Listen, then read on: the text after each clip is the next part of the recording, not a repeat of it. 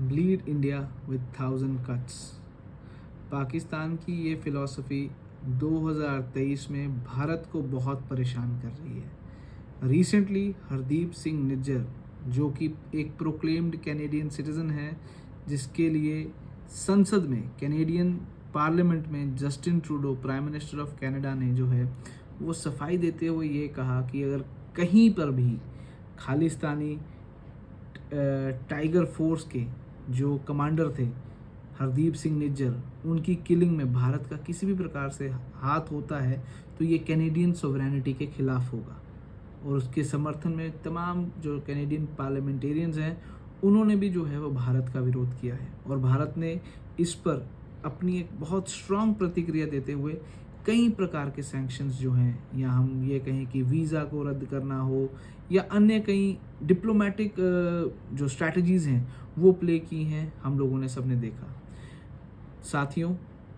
पाकिस्तान की ये फ़िलॉसफ़ी जुल्फ़िकार अली भुट्टो के समय से, जब 1971 में 90,000 सोल्जर्स का सरेंडर जनरल मानिक शॉ ने लिया था, उस समय से ये स्ट्रैटेजी जो थी, पाकिस्तान ये समझ चुका था कि भारत को वन ऑन वन वार में हराना बहुत मुश्किल है। इसीलिए let's bleed India with 1000 cuts, जिसकी एक मूवमेंट का नाम था खालिस्तान मूवमेंट,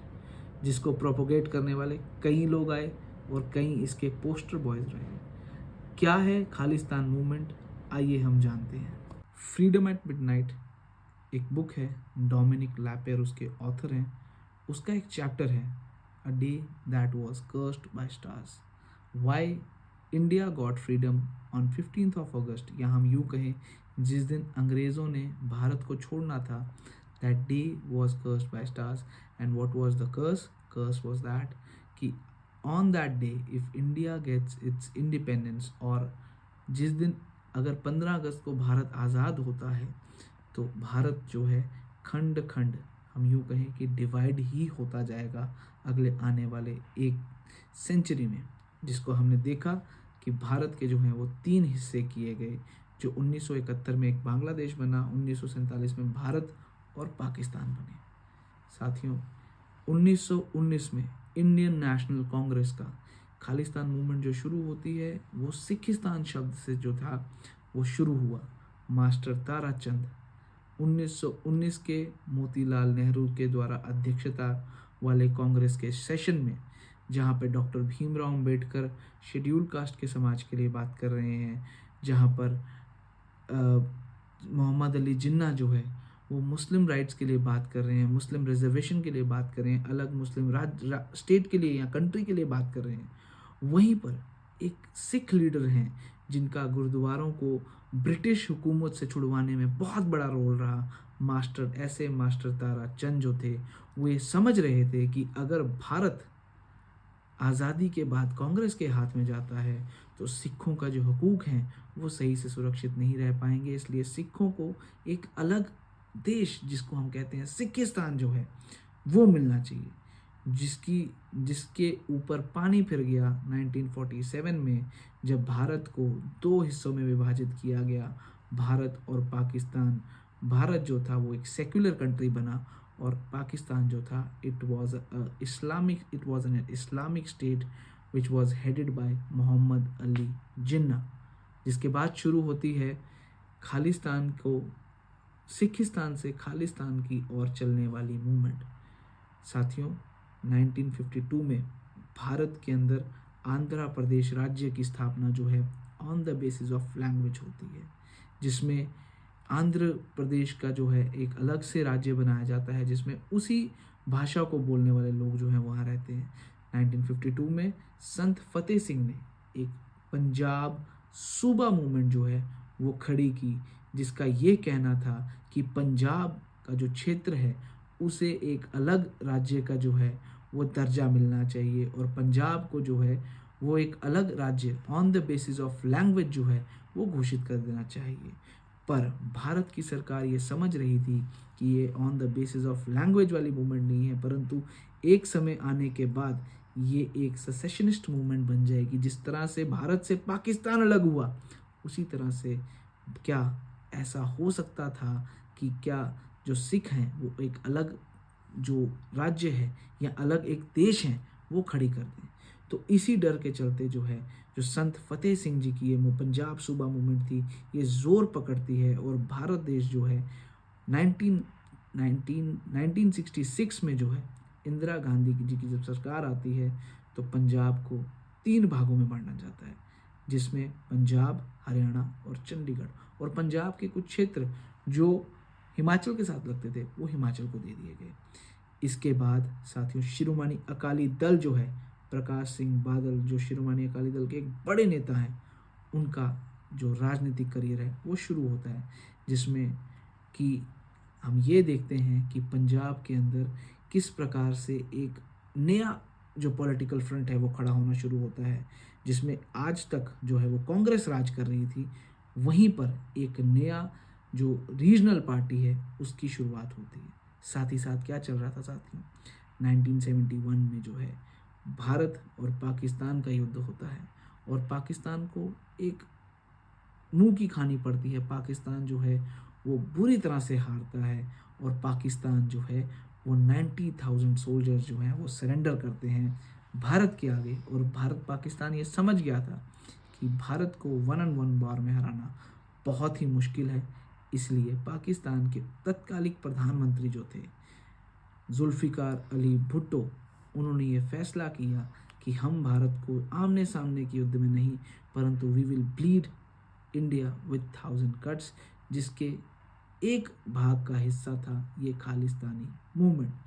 जिसको प्रोपोगेट पूरे वर्ल्ड में जो करने वाले थे उनका नाम था जगजीत सिंह चौहान। साथियों हम अक्सर देखते हैं कि कई लोग नाम लेते हैं कि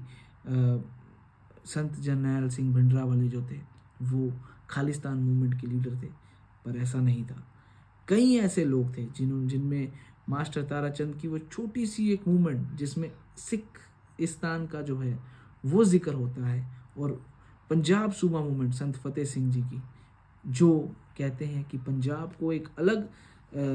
देश का दर्जा जो है वो मिलना चाहिए on the basis of language, या अलग एक राज्य का दर्जा मिलना चाहिए on the basis of language. ये एक छोटी छोटी पेबल स्टेप्स जो थे,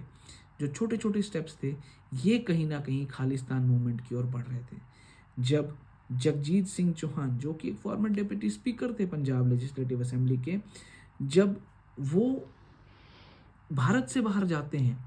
तो वो खालिस्तान मूवमेंट की जो है वो शुरुआत करते हैं, जिसमें उन्होंने कई ऐसे स्टेप्स लिए। 1969 में उन्होंने एक जो है खालिस्तान मूवमेंट की शुरुआत की, और 1971 में उन्होंने यूएस के अंदर जाके जो है वो अखबार में एक इश्तिहार छाप दिया, जिसमें उन्होंने ये लिखा कि पंजाब जो भारत के सिख कम्युनिटी है that is being suppressed by the Indian government, और भारत की सिख कम्युनिटी जो है वो अलग देश बनाना चाहती है। उस अलग देश का नाम जो है वो खालिस्तान है, और वो इस क्षेत्र को, इस ज़मीन के टुकड़े को हम खालिस्तान कहते हैं, जिसमें पंजाब, राजस्थान के कुछ हिस्से, हरियाणा के कुछ हिस्से, हिमाचल के कुछ हिस्से जो है वो आते थे। तो जो जगजीत सिंह चौहान थे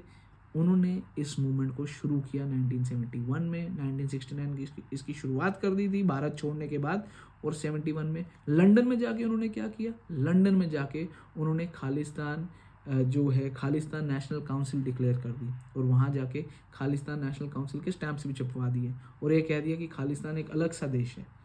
तो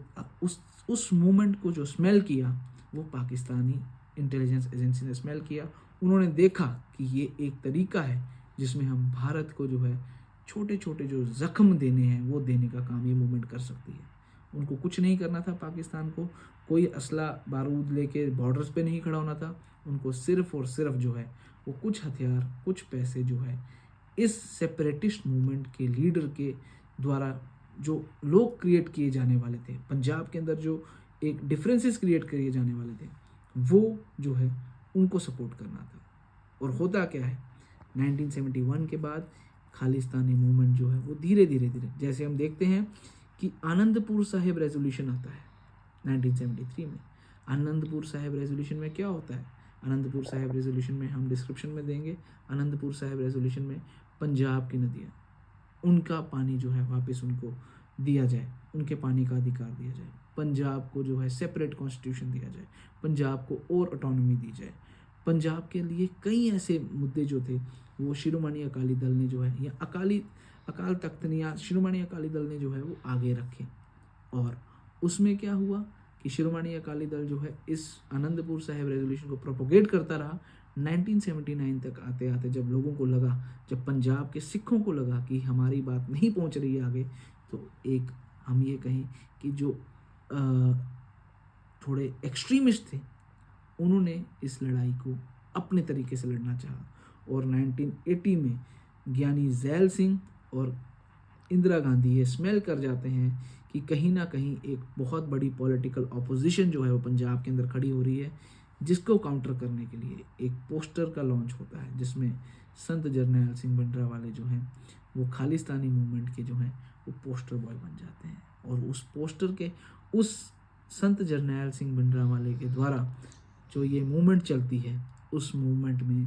धीरे धीरे देखते जो इंदिरा गांधी और ज्ञानी ज़ैल सिंह ये सोच के बैठे थे कि वो शिरोमणि अकाली दल को पॉलिटिकली हराएंगे। That was a political movement. वो मूवमेंट शायद इतनी सुर्खियों में नहीं आता अगर उसमें पॉलिटिक्स इन्वॉल्व नहीं होती। अगर उसमें पॉलिटिक्स इन्वॉल्व नहीं होती तो ब्लू स्टार ऑपरेशन भी नहीं होता। अगर उसमें पॉलिटिक्स इन्वॉल्व नहीं होती तो इंदिरा गांधी जी की हत्या नहीं होती। और अगर इंदिरा गांधी जी की हत्या नहीं होती तो जो दिल्ली के अंदर, पंजाब के अंदर कत्लो गारत हुई, जिसमें लाखों हिंदू, लाखों सिख जो है हमारे भाई, वो आपस में लड़कर मर गए, वो भी नहीं होता। और आज जो ये खालिस्तानी मूवमेंट पूरे विश्व के अंदर, या हम ऐसा कहें कि 3-4 देशों के अंदर, जिसमें प्रिंसिपली ऑस्ट्रेलिया, कनाडा, ब्रिटेन और यूएस, ये कहीं ना कहीं इनडायरेक्टली जो है वो इन्वॉल्व हैं इन लोगों को शरण देने में और इन लोगों को प्रोटेक्ट करने में, वो भी आज खड़ी नहीं होती। तो साथियों, ये था कुछ एक जानकारी जिसमें कि हम लोगों, मैंने आपको बताने का कोशिश किया कि खाली जो नाम हम सुनते हैं वही खालिस्तानी मूवमेंट के लीडर नहीं है, परंतु खालिस्तानी मूवमेंट जो थी वो धीरे धीरे धीरे करके जो है वो बिल्डअप हो रही थी पंजाब के अंदर। और उसको बिल्डअप करने के लिए बहुत सारे लोगों का जो है वो कंट्रीब्यूशन था। और एक व्यक्ति के ऊपर जब हम ठीकरा फाड़ते हैं कि जनाब वही व्यक्ति था जिसने खालिस्तानी मूवमेंट चलाई, ऐसा नहीं कहना चाहिए,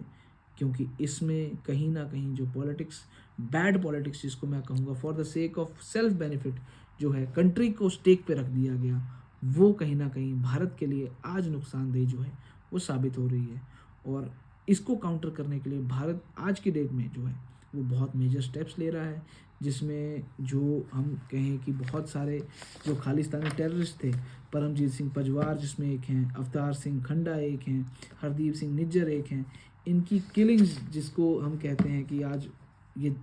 21वीं सदी का भारत है, ये घर के अंदर घुस के मारेगा। तो कहीं ना कहीं जब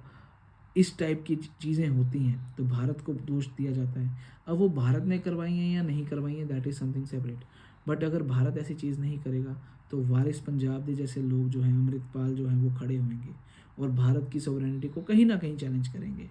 तो इस मूवमेंट के साथ जो राजनीतिकरण किया गया है, हमारे साथियों को, सिख भाइयों को ये समझने की बहुत ज़रूरत है कि ये पंजाब से जन्मी हुई मूवमेंट नहीं है,